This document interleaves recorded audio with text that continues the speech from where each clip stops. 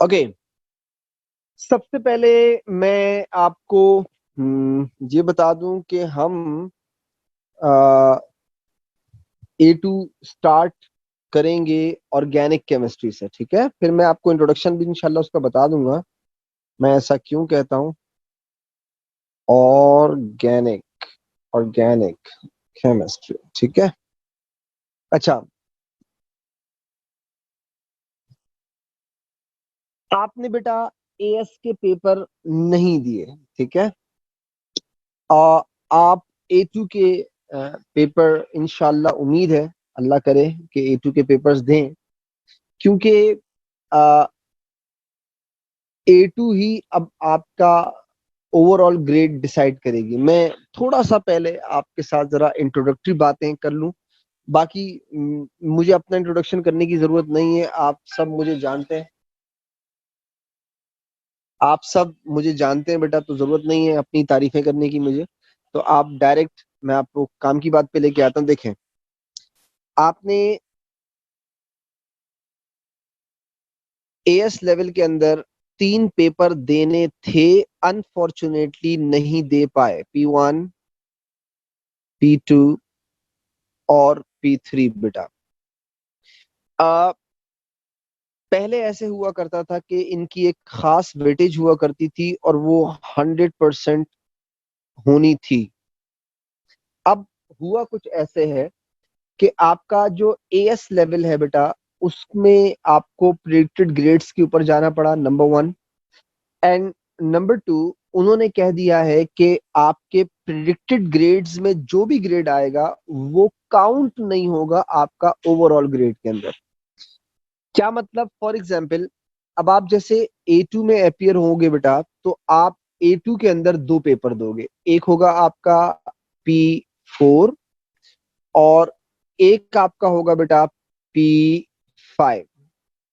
P4 वही theory paper है, 100 marks का होता है, और ये designing and analysis like ATP type का होता है। ये पहले ऐसा हुआ करता था बेटा कि इसकी वेटेज जो नॉर्मल था, पहले वो समझाता हूँ, 38% थी, इसकी वेटेज 12% थी।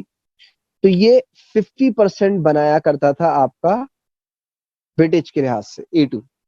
लेकिन हुआ क्या कि अब ये कह रहे हैं कैम्ब्रिज वाले कि हम आपको जो एएस का प्रेडिक्टेड ग्रेड देंगे वो आपका ओवरऑल ग्रेड रिप्रेजेंट नहीं करेगा, और आप A2 में जो भी ग्रेड लेंगे वो आपका 100% ग्रेड काउंट होगा। तो आपका एएस में कोई भी ग्रेड आता है बेटा, वो आपका रियल ग्रेड नहीं काउंट होगा। तो इसका मतलब जो समझ आता है वो ये समझ में आता है कि यानी कि आपको जितनी मेहनत करनी है अपने ओवरऑल ग्रेड को इंप्रूव करने के लिए, ओवरऑल ग्रेड बनाने के लिए बेटा, वो सिर्फ और सिर्फ A2 से रिलेटेड होगा, एएस से नहीं होगा। जहां तक एक्सपर्ट्स सोचते हैं, देखते हैं, वो ये कहते हैं कि इसका मतलब ये हुआ कि जब ये A2 का पेपर बनाएंगे इस दफा, तो A2 का पेपर बनाते वक्त ये लोग मेक श्योर करेंगे कि उसमें एएस के भी बहुत सारे कंटेंट्स डालें, ताकि बच्चों को ओवरऑल असेस किया जा सके कि इन्होंने वाकई एएस में पढ़ा है या नहीं। तो बेटा, अब तक हम ये कहा करते थे कि आपका एएस में जो भी ग्रेड आया वो आपका 50% हो गया और अब आपको 50% मेहनत की जरूरत है। लेकिन इस साल अनफॉर्चुनेटली हम आपको ये डायलॉग नहीं बोल सकते कि आपने जो कुछ एएस में किया वो हो गया, अब आप A2 में करें, ऐसा नहीं है।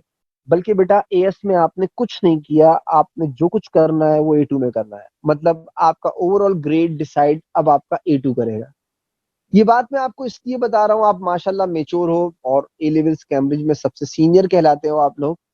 आपने बेटा बहुत मेहनत करनी है A2 के अंदर, ठीक है। यानी कि आपको, आपका ग्रेड का सिर्फ यही साल है, जबकि नॉर्मली ऐसा नहीं हुआ करता था। आपकी आधी मेहनत एएस में होती थी, आधी मेहनत A2 में हुआ करती थी। लेकिन एएस की मेहनत काउंट नहीं होगी, आपकी जो भी मेहनत काउंट होगी, जो भी ग्रेड काउंट होगा बेटा, वो A2 की वजह से होगा। तो मुझे उम्मीद है आप A2 को जरा ज्यादा कंसंट्रेट करेंगे, ज्यादा सीरियस लेके आगे बढ़ेंगे। वरना बहुत मसला हो जाएगा इसमें। तो A2 में आपने बहुत फोकस रखना है अपने आप को। आप माशाल्लाह बड़े बच्चे हो, तो आप लोगों को तो ये बोल भी नहीं मतलब आई होप आप रिस्पॉन्सिबिलिटी का मुजाहरा करोगे, अपने चीज़ों का खुद ख्याल रखोगे, लेक्चर्स को अच्छी तरीके से कंसंट्रेट करोगे। बाकी मेरा स्टाइल आप लोगों को पता है। देखो एएस वाले फिर भी वो होते हैं जो थोड़े बहुत ओ लेवल्स में मेरे पास पढ़े हुए होते हैं। ओ लेवल्स वालों तो बिल्कुल ना उन्होंने मुझे देखा है ना मैंने उनको देखा है, लेकिन A2 में आप ऐसा नहीं कह सकते। आप में से मेजोरिटी वही है बेटा जो मुझे पिछले 2 साल से देखती हुई आ रही है। इस साल अनफॉर्चुनेटली हो सकता है आप मुझे देख ना लें, मतलब देख ना पाए, या जैसा होगा अगर गवर्नमेंट अलाउ करती है और कोचिंग वगैरह खुल जाते हैं तो फिर इंशाल्लाह हम लोग फिजिकल क्लासेस भी अरेंज करेंगे। लेकिन जब तक नहीं होता बेटा तब तक आपने इसी तरह ऑनलाइन ही इसको कंटिन्यू रखना है। तो आई होप आपको मेरी ये सिंपल सी बात समझ में आ गई होगी कि आपने A2 में बहुत मेहनत करनी है अगर आपको अपना ग्रेड बनाना है। एएस की कोई वेटेज नहीं रही इस साल। अगले साल से जब नॉर्मलाइज हो जाएंगी चीजें तो इंशाल्लाह फिर तो सही है, लेकिन इस दफा बेटा A2 की बहुत वर्थ है, एएस की कोई वर्थ नहीं है इस दफा। और आपने सारी मेहनत, सारे एफर्ट्स A2 में लगाना है। A2 ऑर्गेनिक से क्यों शुरू करता हूँ, उसके दो सिंपल रीजन है। A2 ऑर्गेनिक से इसलिए शुरू करता हूँ बेटा कि मैं एएस के अंदर एंड ऑर्गेनिक पे करता हूँ। तो मैं ऐसा समझता हूँ कि अगर मैं A2 को ऑर्गेनिक से स्टार्ट करूंगा तो उसका पहला फायदा ये होगा कि कंटिन्यूएशन रहेगी, कि जहां आपने खत्म किया वहीं से आपने शुरू किया।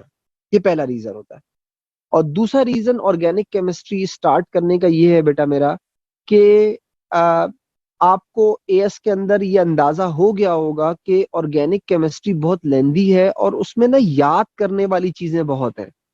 रिएक्शंस की कंडीशंस वगैरह, रिएक्शंस की टाइप्स वगैरह एंड सो ऑन, बहुत सारी चीजें ऐसी हैं जो याद करने से रिलेटेड है। ठीक है। तो अगर ऑर्गेनिक पहले पढ़ा दी जाए तो आपको बहुत अच्छा टाइम मिल जाता है चीजों को रिवाइज करने का, याद करने का, उनको रट्टा लगाने का। आसान सा मतलब एक वो जो मिल जाता है, वे मिल जाता है आपको याद करने का। ठीक है। इसीलिए ऑर्गेनिक को मैं कंटिन्यू करवाता हूँ यहाँ से। A2 की ऑर्गेनिक एएस की तरह बिल्कुल भी नहीं है। एएस की ऑर्गेनिक बहुत ज्यादा लेंदी है। A2 की ऑर्गेनिक लेंदी नहीं है, बहुत शॉर्ट है। अच्छा, A2 की ऑर्गेनिक का शॉर्ट रखने का पर्पस कैम्ब्रिज वालों का ये है कि जब ये आप इसके पास से पर सॉल्व करेंगे देखेंगे बेटा, तो आपको A2 और एएस की ऑर्गेनिक मिक्सअप होके आएगी। जो बच्चा सिर्फ A2 की ऑर्गेनिक पढ़ता है वो ऑर्गेनिक के क्वेश्चन नहीं सॉल्व कर पाएगा, क्योंकि बेसिक चीजें सारी एएस से ही आती हैं और वो एएस के बहुत सारे क्वेश्चन A2 के क्वेश्चंस के अंदर डाल देता है। इसीलिए आपको बेटा A2 के साथ साथ एएस रिवाइज करनी जरूरी होगी। ठीक है। तो आपको एएस का रिवीजन चाहिए होगा। मैं आपको एएस रिवाइज तो नहीं कराऊंगा, लेकिन मैं आपको वो टॉपिक्स बता दिया करूंगा कि मेरे लेक्चर के बाद जब आप एक लेक्चर अटेंड करें, मैं उसमें आपको चीजें बता दूंगा कि यार आप ये वाले लेक्चर जो है वो एएस के रजिस्टर से दोबारा पढ़ लें। तो ये आपको फायदा देंगी। तो इसीलिए आपको बेटा एएस के रजिस्टर वगैरह संभाल के रखने, और जहां जहां आपको जरूरत पड़ेगी रिवीजन की वहां वहां आपको वापस से अपने रजिस्टर देखने पड़ेंगे। मैं आपको इंशाल्लाह गाइड करता रहूंगा। जहां छोटी मोटी रिवीजन होगी जो मेरे टॉपिक के लिए जरूरी होगी बेटा, वो टॉपिक मैं आपको यहीं पे साथ साथ रिवाइज करवा दूंगा। लेकिन ऑब्वियसली पूरे पूरे लेक्चर्स तो रिवाइज नहीं हो पाएंगे एएस के, तो वो आपको बेटा अपने रजिस्टर में से खुद देखने होंगे। ठीक है। आ, मैं स्टार्ट करता हूँ A2 को, और A2 में मैं ऑर्गेनिक में स्टार्ट करने से, और ऑर्गेनिक स्टार्ट कर रहा हूँ। ऑर्गेनिक को स्टार्ट करने से पहले मैं आपको छोटा सा बैकग्राउंड और एक इंट्रोडक्शन बताऊंगा। ठीक है, जरा सुनिएगा। आ, छापने का आपको पता है बेटा, मैं आपको टाइम देता हूँ छापने का। प्राइवेट कैंडिडेट का तो बताएं बेटा, प्राइवेट कैंडिडेट का तो मेरा ख्याल है कुछ नहीं होने वाला। मैं इसलिए कह रहा हूं कि अभी भी जो है वो पेंडेमिक का कोई सर पैर नजर नहीं आ रहा, और ये नवंबर में भी पता नहीं एग्जाम लेंगे नहीं लेंगे, और अगर लेंगे तो मेरा ख्याल है ऑनलाइन ही लेंगे, क्योंकि फिजिकल तो इनको कोई अलाउ ही नहीं करेगा या सेंटर्स ही नहीं दे पाएगा। फिर हम लोग एसओपीज भी फॉलो नहीं करते, तो मेरा ख्याल है बहुत मुश्किल है हमारा, ठीक है। तो इट्स बेटर कि आप किसी कॉलेज से एफिलिएटेड हो जाएं, और ताकि आगे निकल जाएं, वरना खम हमें टाइम जाया होगा आपका। अच्छा, अब आता हूं मैं बेटा ऑर्गेनिक केमिस्ट्री का आज इंट्रोडक्शन, इंशाल्लाह आज हमारा थोड़ा सा स्टार्ट करते हैं, जरा सलाम दुआ कर लेते हैं ऑर्गेनिक के साथ, ठीक है। जो बातें आपको रिवाइज करनी होंगी वो मैं आपको बता दिया करूंगा साथ साथ, ठीक है।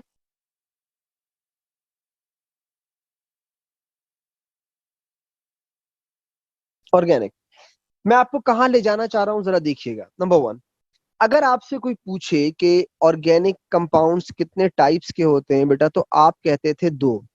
एक होते हैं सैचुरेटेड, और एक होते हैं अनसैचुरेटेड।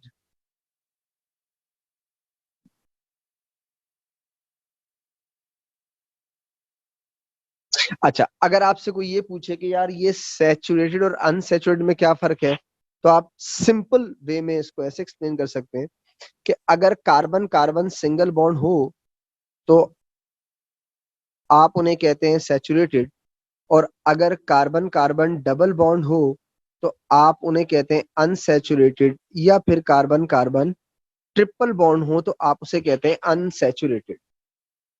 मैंने आपसे कहा कि ऑर्गेनिक कंपाउंड्स दो टाइप के होते हैं, एक सैचुरेटेड और एक अनसैचुरेटेड। दोनों में फर्क ये है कि कार्बन कार्बन सिंगल बॉन्ड वाले और कार्बन कार्बन डबल और ट्रिपल बॉन्ड वाले। अच्छा, अब मेरा तीसरा सवाल ये है कि अगर आपसे कोई पूछ ले कि यार आप सैचुरेटेड और अनसैचुरेटेड में फर्क कर सकते हैं, क्या आप सैचुरेटेड और अनसैचुरेटेड में डिफरेंशिएट कर सकते हैं, तो आप बोलेंगे यस, कर सकते हैं। केमिकल टेस्ट हैं जिनकी वजह से आप इनमें फर्क कर सकते हैं। मैं आपको कुछ एग्जांपल्स देके समझाता हूं, जैसे फॉर एग्जांपल ब्रोमिनेशन।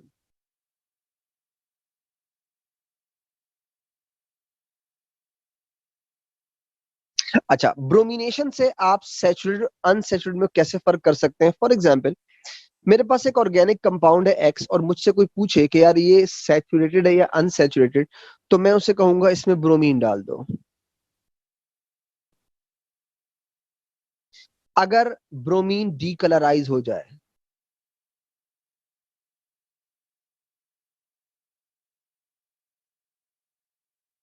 अगर ब्रोमीन डीकलराइज हो जाए, इसका मतलब आपका कंपाउंड एक्स अनसैचुरेटेड है। याद आ रहा है? अनसैचुरेटेड। और अगर ब्रोमीन डालने से ब्रोमीन डीकलराइज ना होती हो बेटा, इसका मतलब है वो सैचुरेटेड है। एक टेस्ट हो गया। एक और टेस्ट है, मैं आपको याद दिलाता हूं, वो है विद KMnO4।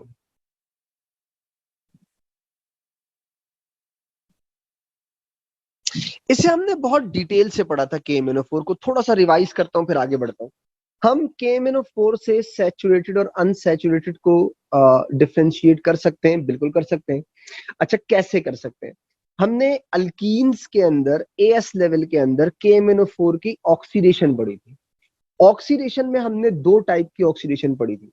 एक हमने पढ़ी थी कोल्ड डाइल्यूट KMnO4 के साथ, और एक हमने पढ़ी थी हॉट कंसंट्रेटेड KMnO4 के साथ। कोल्ड डाइल्यूट KMnO4 के साथ डायोल्स बनते थे। कैसे बेटा? कि आपके अल्कीन का डबल बॉन्ड ब्रेक होता था, और दोनों एडजेसेंट कार्बन एटम जहां डबल बॉन्ड था वहां OH ग्रुप अटैच हो जाते हैं, तो आप बोलते हैं डायोल्स बन गए। तो KMnO4 के साथ आप दो तरह के टेस्ट कर सकते हैं, एक कोल्ड डाइल्यूट और एक हॉट कंसंट्रेटेड।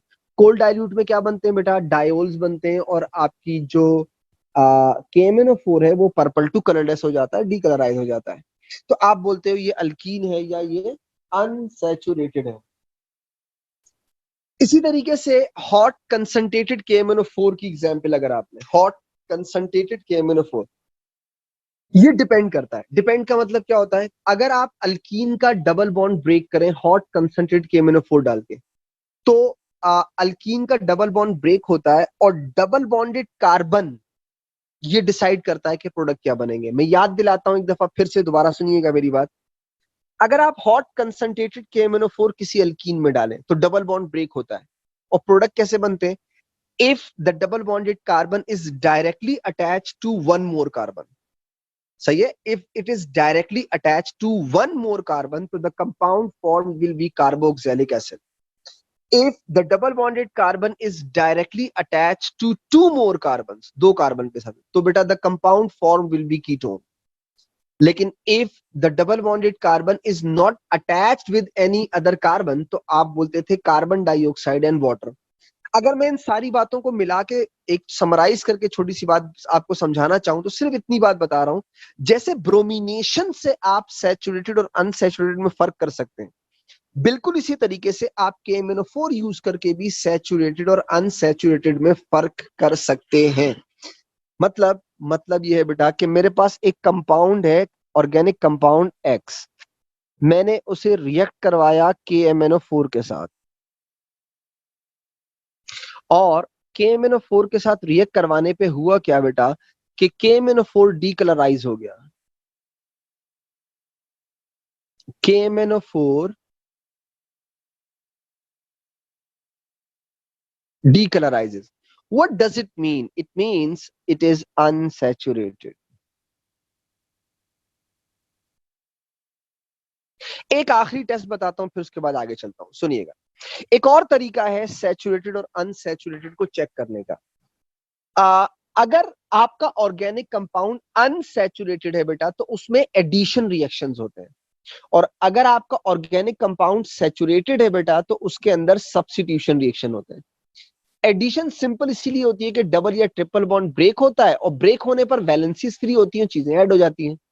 जबकि सैचुरेटेड के अंदर वैलेंसीज फ्री नहीं होती तो एडिशन नहीं हो सकती. इसका मतलब यह हुआ कि अगर आपसे कोई पूछे कि क्या आप सैचुरेटेड और अनसैचुरेटेड के अंदर फर्क ब्रोमिनेशन और KMnO4 के अलावा कर सकते हैं तो आप बोलेंगे हाँ. अगर किसी ऑर्गेनिक कंपाउंड में एडिशन रिएक्शन हो जाए इसका मतलब है वो अनसैचुरेटेड है, और अगर किसी ऑर्गेनिक कंपाउंड में एडिशन रिएक्शन ना हो रहा हो तो इसका मतलब है वो सैचुरेटेड है. फॉर एग्जाम्पल यहां देखिएगा, थर्ड है addition reaction. Addition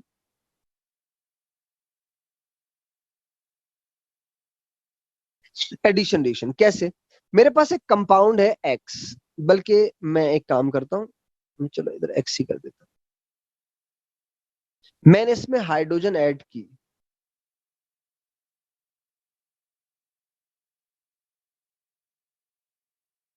addition done हो गई.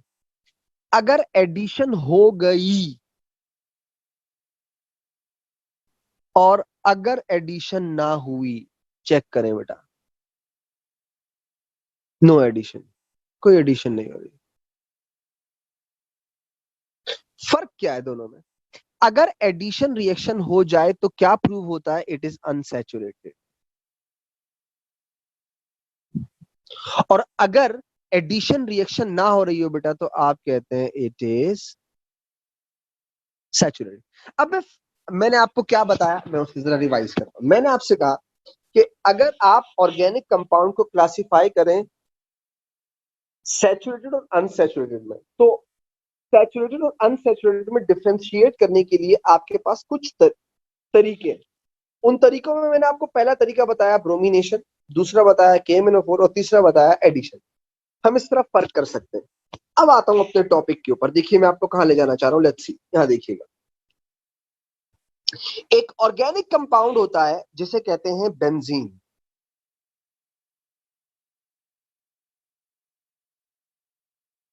बेंजीन, इसका फॉर्मूला होता है बेटा C6H6. C6H6.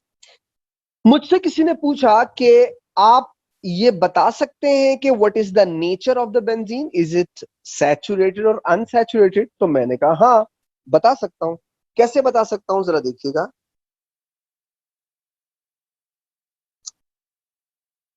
मैंने कहा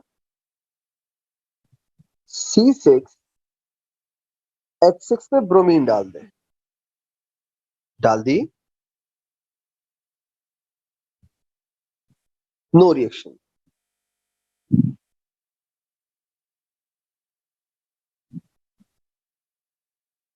कोई रिएक्शन नहीं हुआ.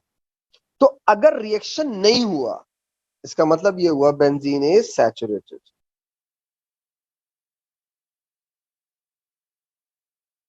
सिंपल। एक और एग्जांपल देता हूं, ये देखिएगा बेटा। C6H6,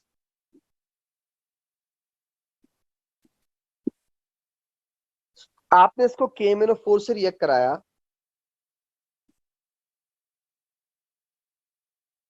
no reaction. Again benzene की क्या नेचर प्रूव हो रही है बेटा, कि बेंजीन इज सैचुरेटेड।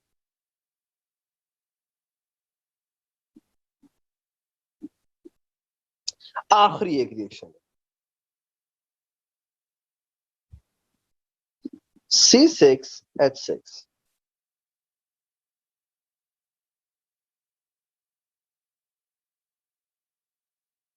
मैंने बेंजीन में हाइड्रोजिनेशन करनी चाहिए। हाइड्रोजिनेशन का मतलब होता है बेटा addition of hydrogen.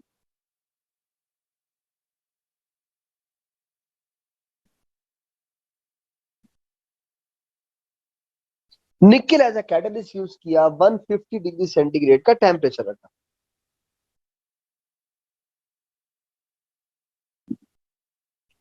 C6H12 compound बन गया, यानी एडिशन हो गई।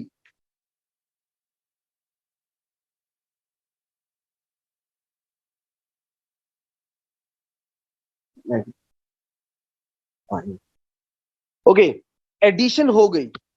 अब मुझे बताओ, अगर एडिशन हो जाए तो व्हाट डज इट मीन? मतलब कह रहा है एडिशन किन ऑर्गेनिक कंपाउंड्स में होता है बेटा? एडिशन अनसैचुरेटेड के अंदर होता है। तो मैं कह सकता हूं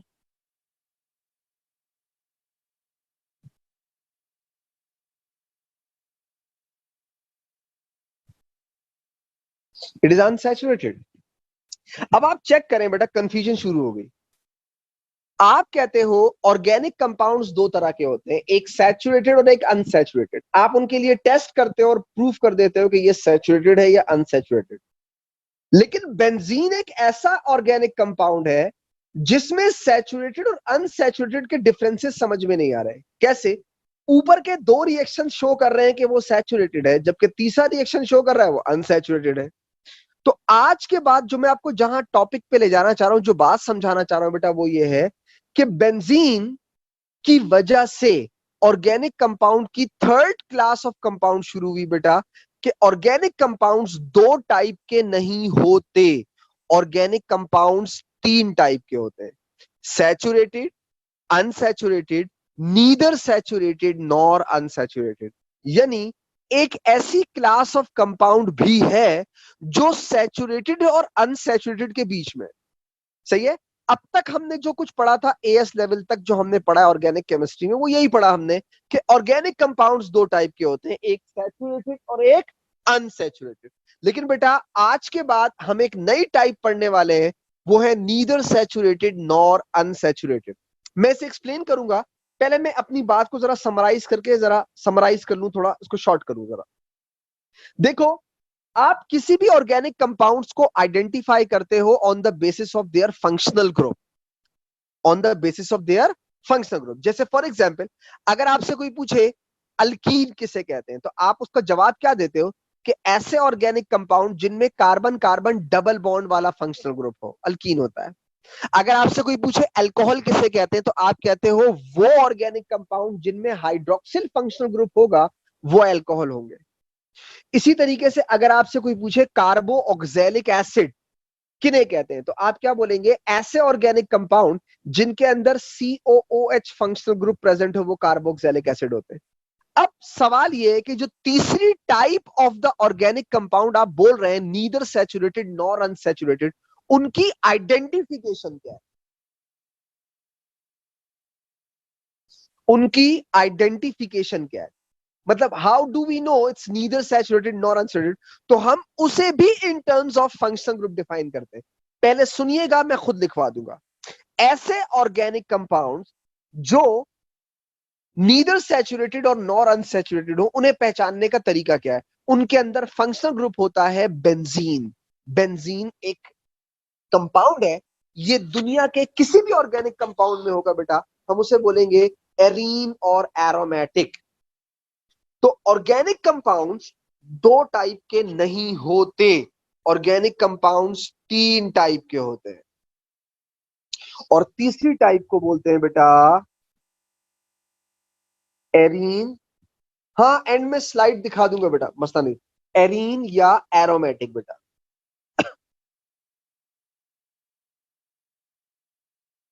पूरी बात सुनिएगा। ऑर्गेनिक कंपाउंड्स तीन टाइप के होते हैं, सैचुरेटेड, अनसैचुरेटेड पढ़ चुके हैं। तीसरी टाइप क्या बता रहा हूं, नीदर सैचुरेटेड नॉर अनसैचुरेटेड, उन्हें क्या कहते हैं, एरीन या फिर एरोमेटिक। पहचान क्या है, क्या डेफिनेशन है, कैसे बताएं एरीन या एरोमेटिक है। तो ऐसे ऑर्गेनिक कंपाउंड जिनमें कौन सा फंक्शनल ग्रुप प्रेजेंट हो, बेंजीन। तो वो ऑर्गेनिक कंपाउंड जिनमें बेंजीन फंक्शनल ग्रुप प्रेजेंट होगा, हम उन्हें कहते हैं एरोमेटिक और एरीन्स कहते हैं। तो एरोमेटिक और एरीन्स बेसिकली क्या है, वो ऑर्गेनिक कंपाउंड जिनमें बेंजीन रिंग प्रेजेंट हो या बेंजीन प्रेजेंट हो, इसे कहते हैं बेंजीन रिंग या बेंजीन। ये हो गया बेटा। अब सवाल यह है कि आखिर बेंजीन की ऐसी नेचर होती क्यों है, तो उसको हम बहुत डिटेल से पढ़ेंगे। यानी अब तक जो मैंने आपको बातें बताई है बेटा, वो मैंने आपको सिर्फ ये बताई है कि मैं आपको ये समझाना चाह रहा हूं कि A2 के अंदर हम ऑर्गेनिक कंपाउंड की एक थर्ड टाइप पढ़ेंगे, जिसे एरोमेटिक या एरीन कहते हैं। पहले आप इसे छाप लें, उसके बाद मैं आपको इसके की पॉइंट खुद लिखवाऊंगा, ठीक है। फिर हम बेंजीन को आगे लेके चलेंगे। शाबाश बेटा, छाप लें।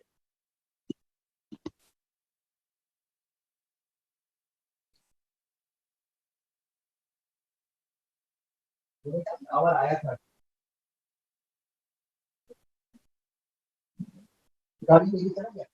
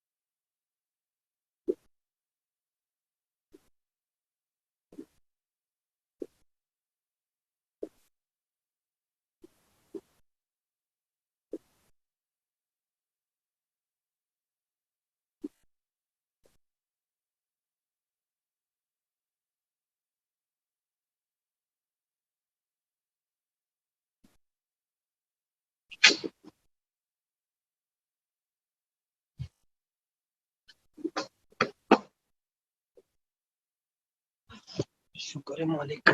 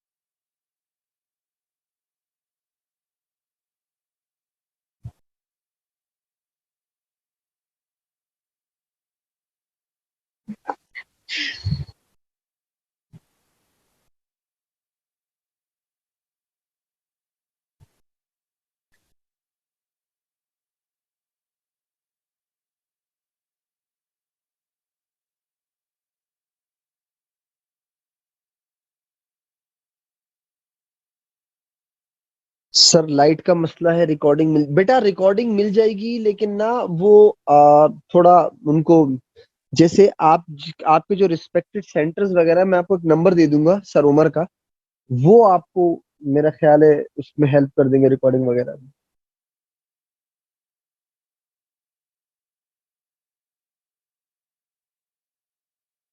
6 8।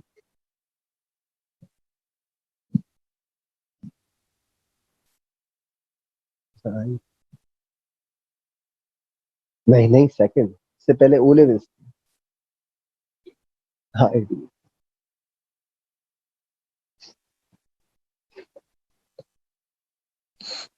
ओके, अब आप एक काम करो, इसमें ना सबसे पहले एरीन्स और एरोमेटिक की डेफिनेशन लिख लो। लिखो, सबसे पहले डेफिनेशन लिख लो, फिर मैं आगे बढ़ता हूँ। लिखो।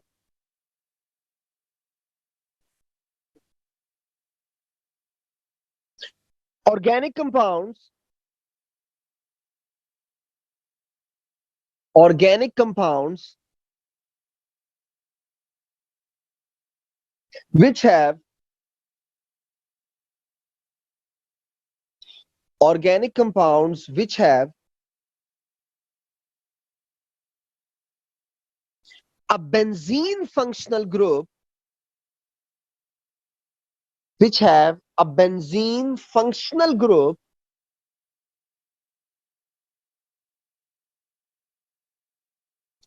a benzene functional group are called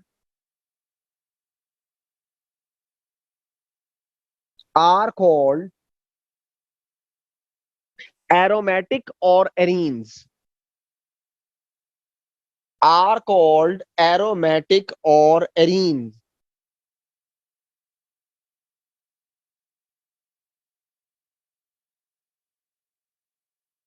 are called aromatic or arene। ठीक है। अच्छा, अब पहले मेरी जरा बात को समझिएगा कि मैं आपको किस तरफ लेके जाना चाह रहा हूं, उसको जरा सुनिएगा, समझिएगा बात को, ठीक है। देखें, अ, मैंने आपसे कहा कि एक थर्ड क्लास ऑफ कंपाउंड है जिसे एरीन या एरोमेटिक कहते हैं, और उसमें बेंजीन होना जरूरी है। अब सवाल दिमाग में यह आता है कि बेंजीन की ऐसी क्या खास बात है जिसकी वजह से एक क्लास ऑफ कंपाउंड ही बिल्कुल अलग कर देनी पड़ी हमें। सही है ना, वो सैचुरेटेड है और ना वो अनसैचुरेटेड है। मैं आपसे कह रहा हूं कि they are neither saturated nor unsaturated. बल्कि एक काम करें, इस डेफिनेशन के साथ, जहां आपने डेफिनेशन लिखी है उसके साथ छोटा सा स्टार बना के एक की पॉइंट भी लिख लें बेटा। लिखो, एरीन्स आर, फिर मैं इसे एक्सप्लेन करता हूं। एरीन्स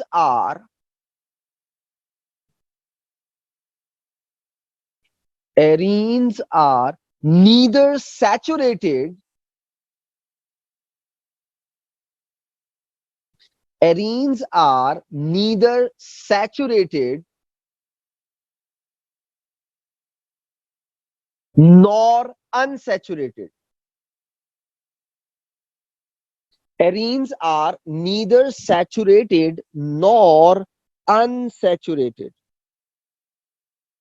अब सवाल ये है कि आखिर बेंजीन की ऐसी क्या खास बात है जिसकी वजह से ये ना सैचुरेटेड ना अनसैचुरेटेड। तो हमारे सिलेबस में पूरी डिटेल के साथ सिर्फ थर्ड टाइप ही है, यानी बेंजीन ही पढ़ेंगे पूरा ऑर्गेनिक में, ठीक है। आखिर ऐसा क्यों होता है? तो सबसे पहले स्टार्ट कर रहा हूं बेटा बेंजीन के स्ट्रक्चर से, बॉन्डिंग से लेकर फिर उसके रिएक्शंस एंड सो ऑन, आगे चीजें डिस्कस करेंगे।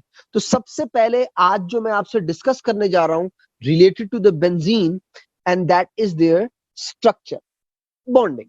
तो मेरी जो पहली हेडिंग है रिलेटेड टू बेंजीन बेटा, वो है बॉन्डिंग।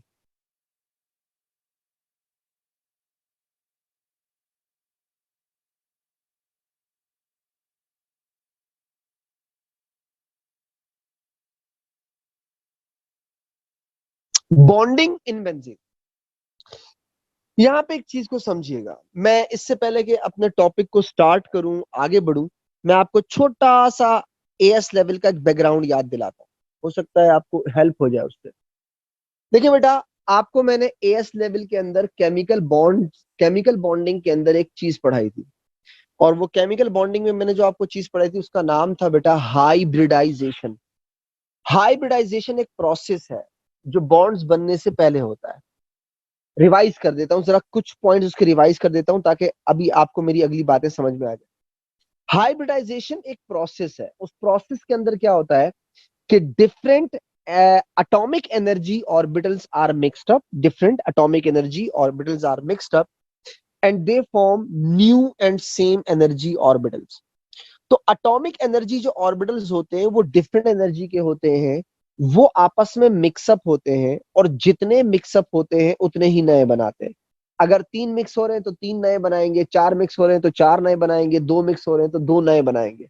बट होगा क्या, मिक्स होने के बाद जो न्यू ऑर्बिटल्स बनते हैं बेटा, उनकी एनर्जी सेम होती है। ठीक है, बिफोर मिक्सिंग वो डिफरेंट एनर्जी के होते हैं, आफ्टर मिक्सिंग वो सेम एनर्जी पे आ जाते हैं। ये प्रोसेस का नाम क्या था, हाइब्रिडाइजेशन। ये हम एएस में पढ़ चुके हैं बॉन्डिंग के अंदर। मैं एक स्टेप और आगे इसका याद दिलाता हूं, याद रखिएगा, एक और चीज याद रिवाइज करवा रहा हूं मैं इसकी आपको। हाइब्रिडाइजेशन हमारे सिलेबस में तीन टाइप्स की थी। पहली टाइप थी sp3 हाइब्रिडाइजेशन, दूसरी थी sp2 और तीसरी थी sp।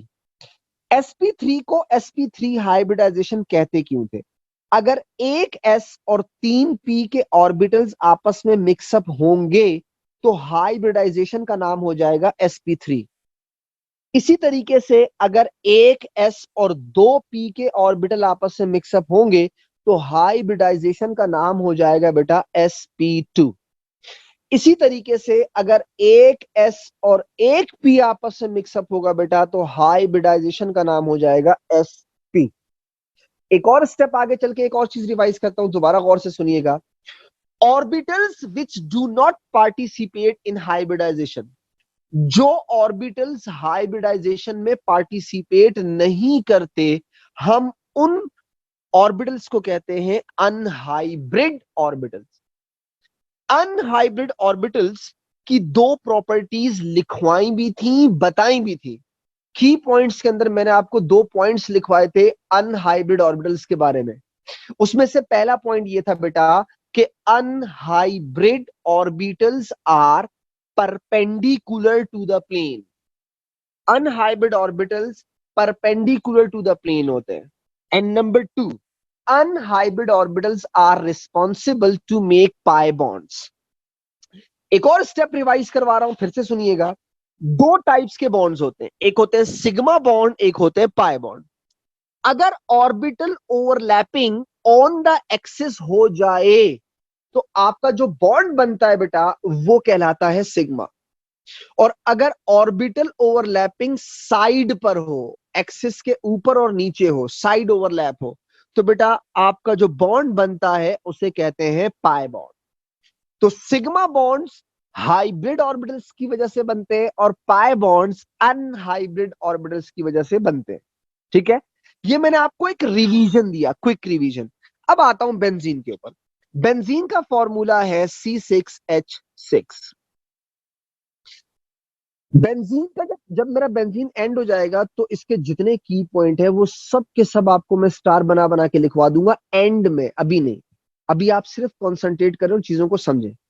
There are six carbon atoms in benzene. Each individual carbon undergoes sp2 hybridization. Each individual carbon कैसे, ये देखिएगा बेटा। Carbon, proton number 6, electronic configuration is 1s2 2s2 2p2। ठीक है, इसी तरीके से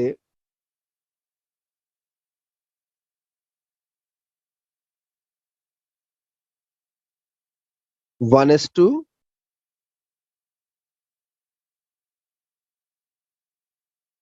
2s2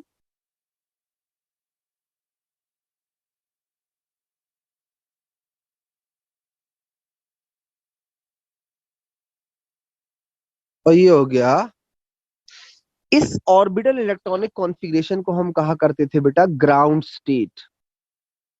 जो चीजें याद ना आ रही हो बेटा, मेरी आपसे रिक्वेस्ट है कि मेरे लेक्चर के बाद अपने एएस के जो रजिस्टर है उनमें से ये लेक्चर्स दोबारा देख लीजिएगा, वरना ना आगे चल के बहुत मसले होते जाएंगे आपको, ठीक है। तो ये हो गया ग्राउंड स्टेट।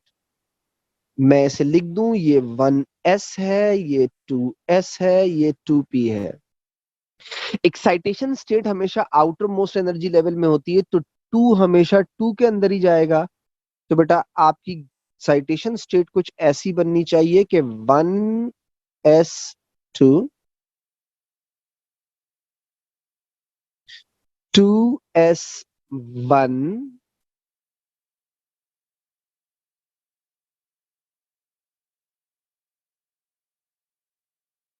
1 2 3। इसे कहते हैं एक्साइटेशन स्टेट। ये है 2s बेटा, ये है 2px, ये 2py और ये 2pz। होता क्या है, एक s और 2p आपस में मिक्सअप होते हैं। जो ऑर्बिटल हाइब्रिडाइजेशन में पार्टिसिपेट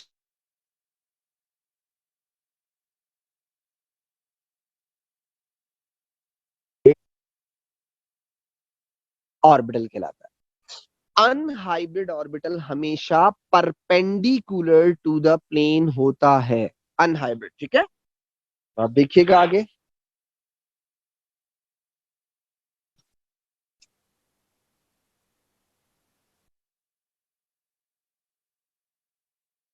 ये है 2s बेटा, ठीक है, मिक्स हो रहे हैं आपस में। p ऑर्बिटल डम्बल शेप का होता है। ये हो गया 2px बेटा,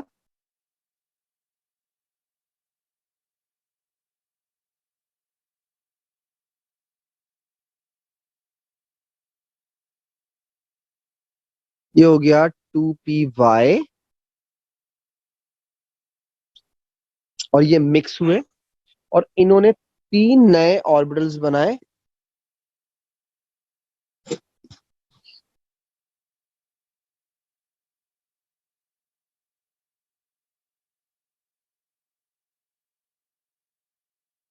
ये लाइंस बनाना जरूरी नहीं होता, लेकिन जरा अच्छा दिखने के लिए बना लेता हूं इसको मैं। 1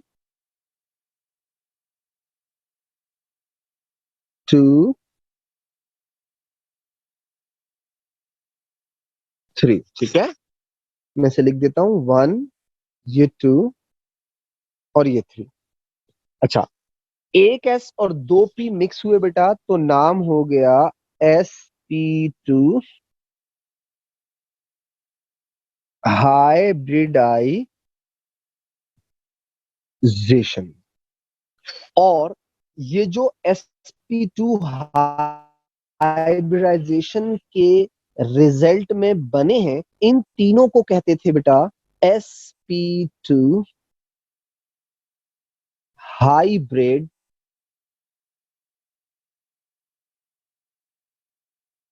ऑर्बिटल।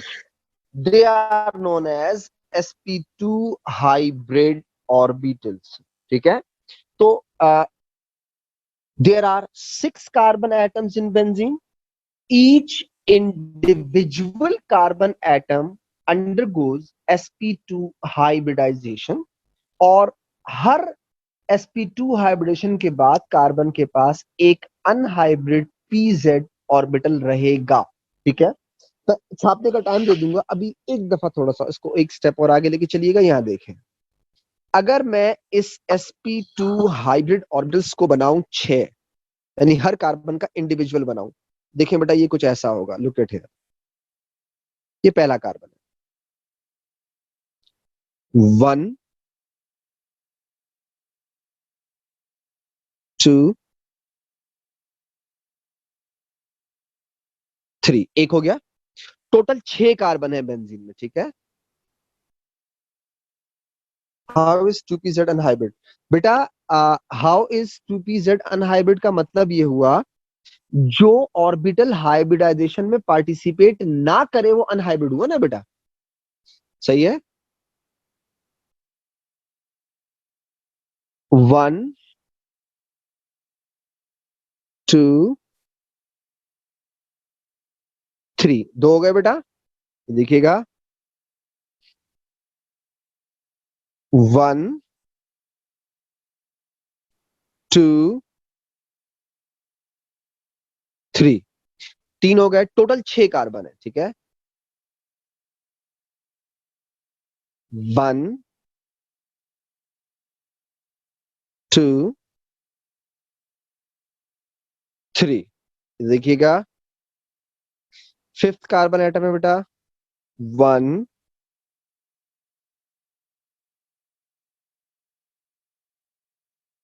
2 3, और ये लास्ट वाला कार्बन, ठीक है। 1 2 3। बेंजीन का स्ट्रक्चर इसी तरह का होता है, ये भी मैं प्रूफ करूंगा। अभी फिलहाल सिर्फ पढ़ते जाइएगा, ठीक है बेटा। Why is not 2pz unhybridize? बेटा 2pz ही, अच्छा क्यों हाइब्रिडाइज नहीं हुआ? मेरे ख्याल से आप एएस का लेक्चर भूल चुके हैं शायद। मैं थोड़ा सा रिवाइज कर दूं। हाइब्रिडाइजेशन डिपेंड करती है किसी भी एटम के around number of sigma bonds के ऊपर बेटा। एएस का लेक्चर रिवाइज करें प्लीज, ये सब एएस ने बताया है। हमें कैसे पता चलता है कि किस एटम में कौन सी हाइब्रिडाइजेशन होगी, कितने अनहाइब्रिड होंगे, ये सब एएस लेवल में बताया था बेटा, एएस लेवल के अंदर, ठीक है। तो अगर सिग्मा और पाई बॉन्ड्स की आइडेंटिफिकेशन आती है आपको, तो फिर आपको ये बात पता होनी चाहिए।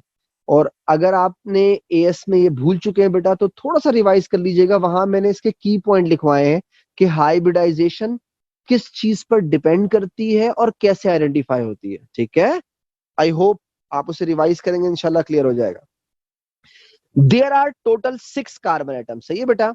हर carbon sp2 hybridise, sp2 hybridise होता है। I was not your student in AS sir. बेटा, if you are not my student in AS, तो you should ask this question in AS from your previous teacher बेटा। सही है, तो आपको वहां पूछ लेना चाहिए था।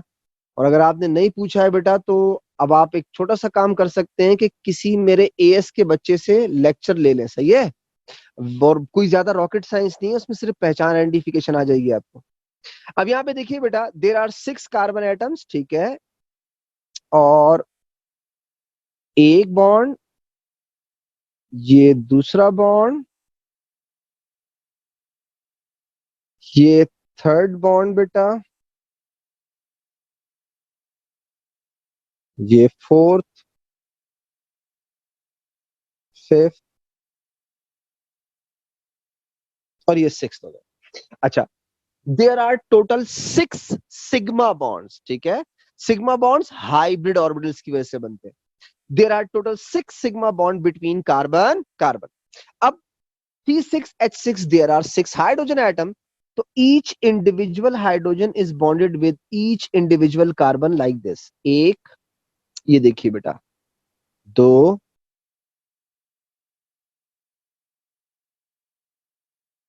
तीन, चार, पांच, और ये हो गया 6, ठीक है। अगर मैं इसे भी थोड़ा शेड कर दूं, ये देखें, ये मेरी आधी बात कंप्लीट हो गई। This is C6H6 ring. अब आप चेक करें, अगर ओवरऑल देखें इसको, तो each individual carbon is sp2 hybridized, पहली बात, सही है। Each individual carbon has one unhybrid pz orbital which will be responsible to make pi bonds, ठीक है, वो बात की बात है। अभी हर कार्बन के पास एक pz pz pz unhybrid orbital है। अगर आप सिर्फ सी एच के रिंग को गौर करें, सिर्फ सी एच के रिंग को गौर करें, तो आपको पता चलेगा कि there are total 12 sigma bonds, 6 sigma bonds between carbon carbon and 6 sigma bonds between carbon and hydrogen. तो total number of sigma bonds कितने हैं बेटा इसके अंदर? 12। ठीक है। अच्छा, अगर मैं इस पूरे को एक पार्शियली स्केलेटल स्ट्रक्चर में शो करूं, पार्शियली का मतलब कार्बन और हाइड्रोजन शो करूं, बाकी बॉन्ड्स जो है लाइन से शो करूं, ठीक है, तो इसका स्ट्रक्चर कुछ ऐसा होना चाहिए, जरा यहां देखिएगा और आसानी हो जाएगी मुझे इसको समझाने में। Look at here, C H, देखें, C H, C H, C H, C H, C H. ठीक है। अच्छा, अगर मैं इसमें अनहाइब्रिड पीजेड ऑर्बिटल शो करना चाहूं तो मैं ऐसे शो कर सकता हूं, ये देखिएगा,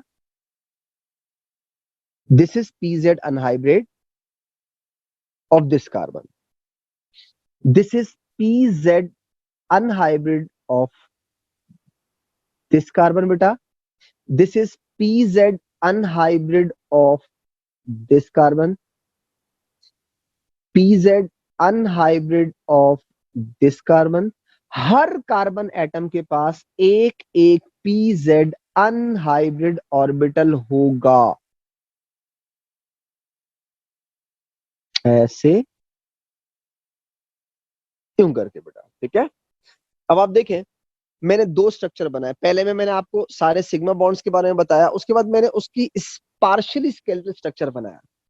अब मैं इसे थोड़ा लेबल कर दूं ताकि चीजें आसान लगे बेटा। ये जो सिग्मा बॉन्ड है इसका नाम एस में बताया था मैंने आपको, this is known as sp2, sp2 sigma bond. ठीक है। अच्छा, इसी तरह बेटा ये जो बॉन्ड है ये है sp2s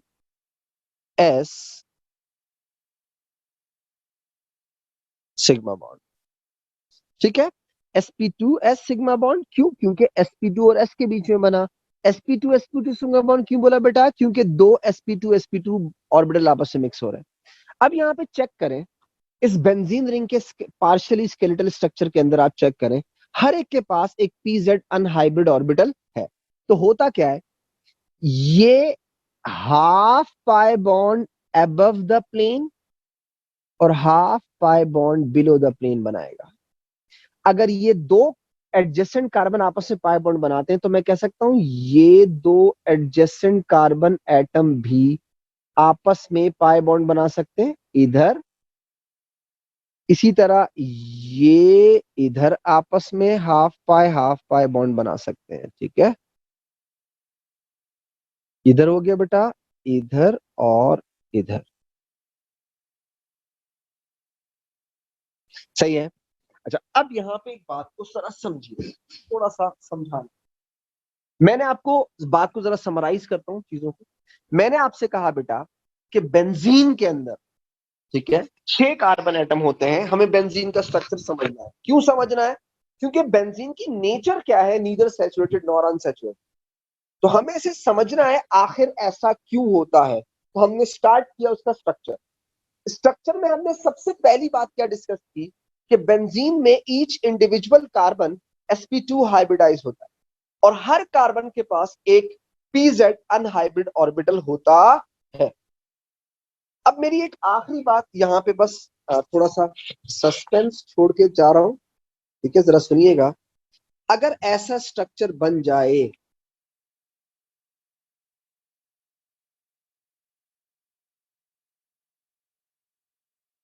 यहां देखिएगा बेटा,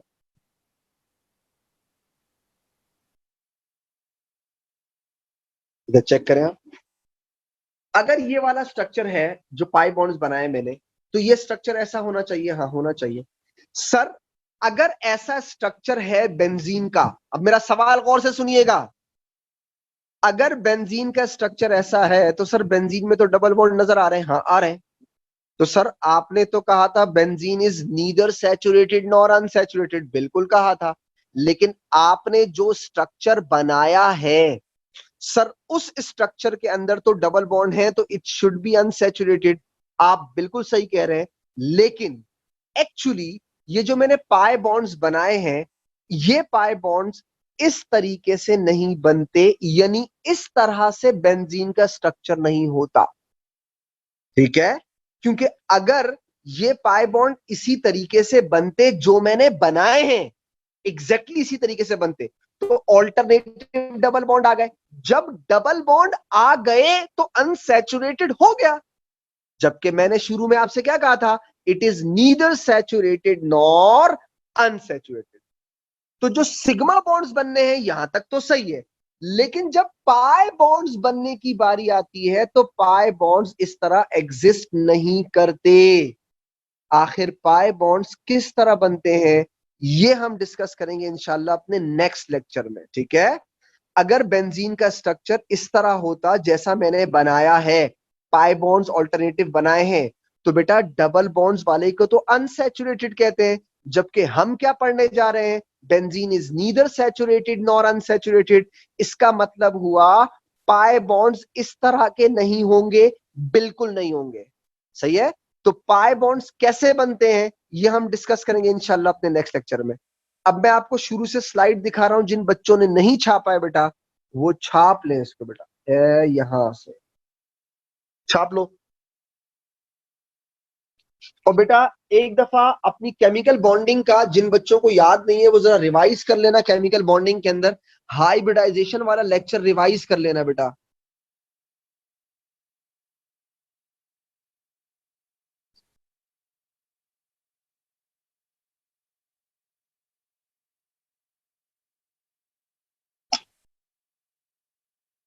जावर गया,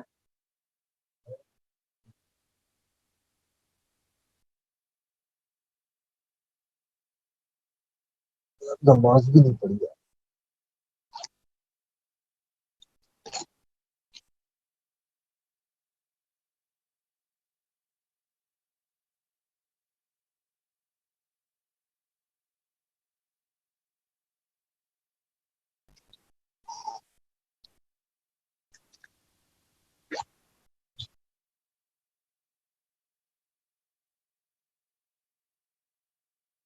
अभी भी इतने मैसेज आ रहे हैं, लॉगिन का प्रॉब्लम हो रहा है, पता नहीं क्या कर रहे हैं यार। एक मिनट चेक करूं, मसले हैं अभी भी, पता है।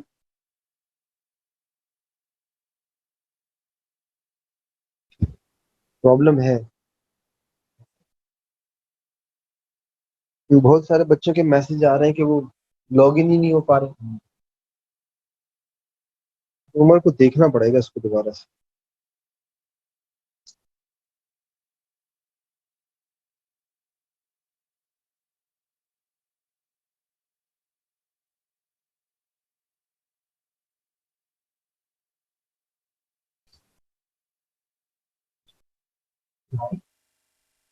क्या, अल्लाह के हाथ से। हाँ,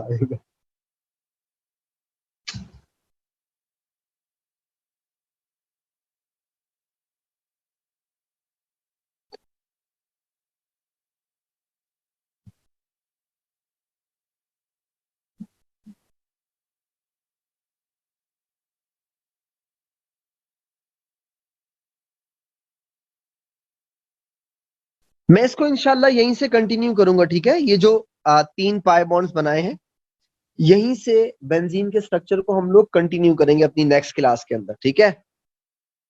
नंबर दे दे। हाँ नंबर यार, उमर का नंबर दे। उमर का नंबर क्या था? मैं आपको एक नंबर लिखवा रहा हूँ, जिन बच्चों को रजिस्ट्रेशन में प्रॉब्लम हो रही है, लॉगिन में प्रॉब्लम हो रही है बेटा, वो ना इस नंबर पे कॉल करें। इस नंबर पे सर उमर होंगे, उनको अपनी कंप्लेन बताएं, वो इंशाल्लाह सॉर्ट कर दो। बता कर। 0300 265 7860। एक मिनट।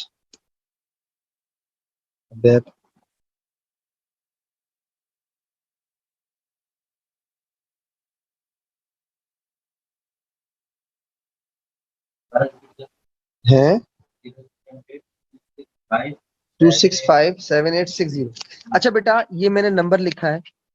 जिन आपको, आप पे किसी दोस्त को भी या किसी भी बच्चे को अगर लॉगिन में कोई प्रॉब्लम हो रहा हो, आज बहुत सारी कंप्लेन आई है, तो बेटा आप इनको अपना नाम वगैरह बताएं या इनसे बात करें, ये आपके इंशाल्लाह प्रॉब्लम को फिक्स कर देंगे। ठीक है बेटा, thank you so much for your cooperation, thank you so much बेटा, ऑल द बेस्ट, अल्लाह हाफिज।